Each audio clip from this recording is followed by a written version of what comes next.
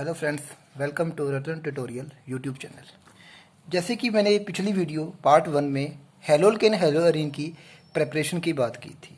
वहाँ पर मैंने कहा था, वहाँ पर मैंने अल्कोहल से हेलोल्केन बनाया था, फिर मैंने एल्कीन से हेलोल्केन बनाया था।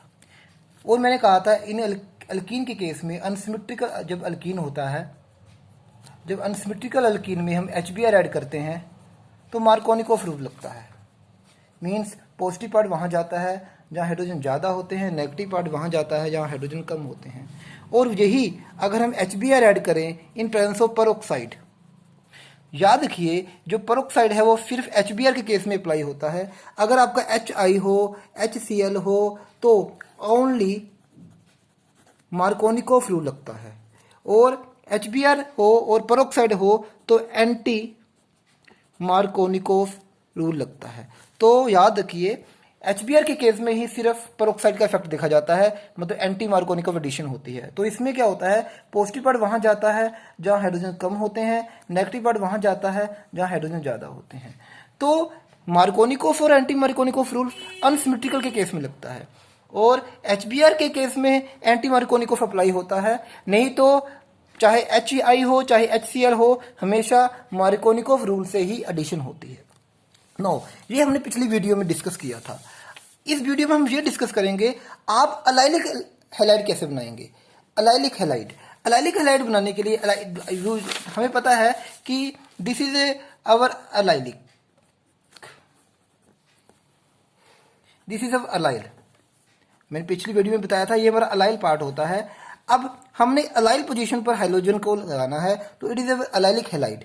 अलाइलिक हैलाइड बनाने के लिए हमारे पास मेथड है। अगर हम एल्कीन किसी भी प्रोपीन, जैसे ये प्रोपीन है जिसके पास ये अलाइलिक हाइड्रोजन है, अब जैसे ये हमारी प्रोपीन है, अब इस प्रोपीन का ये जो हाइड्रोजन है ये अलाइलिक हाइड्रोजन है।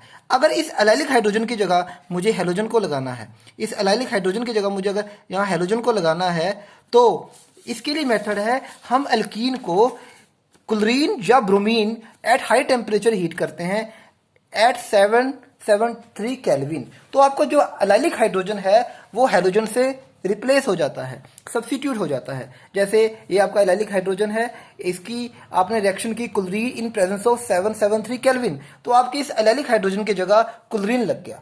याद रखिए ये जो मैकेनिज्म होता है फ्री रेडिकल मैकेनिज्म होता है। कौन सा मैकेनिज्म होता है? Free radical mechanism. अगला मेथड है यूजिंग एन ब्रोमोसक्सिनामाइड। ये आपका एन ब्रोमोसक्सिनामाइड है, इसे NBS कहते हैं, एन ब्रोमोसक्सिनामाइड। अब ये ब्रोमीन का सोर्स होता है, it is a source of bromine.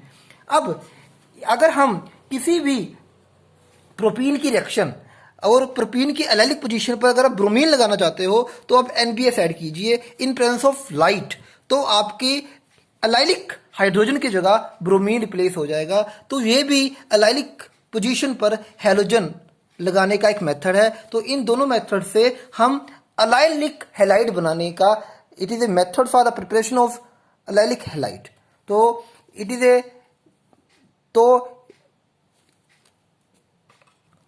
Now अगला मेथड हेलोल्केन बनाने का है, हेलोजन एक्सचेंज मेथड।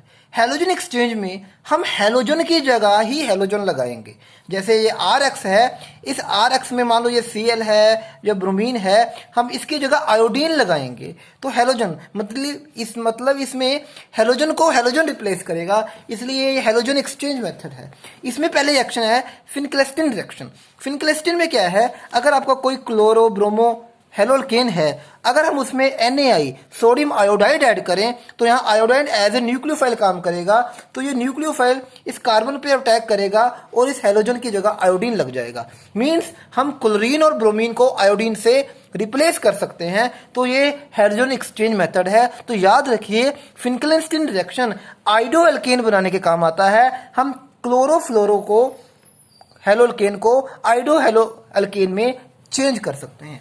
अगर आपने फ्लोरो हेलोल्केन बनाना है तो हम सिमिलर हेलोल्केन, जहां X में भी क्लोरीन में भी ब्रोमीन में भी आयोडीन हो, अगर हमें इसमें AgF सिल्वर फ्लोराइड ऐड करें, जब मर्क्यूरस फ्लोराइड ऐड करें तो हमारे हेलोजन की जगह फ्लोरीन सब्स्टिट्यूट हो जाता है।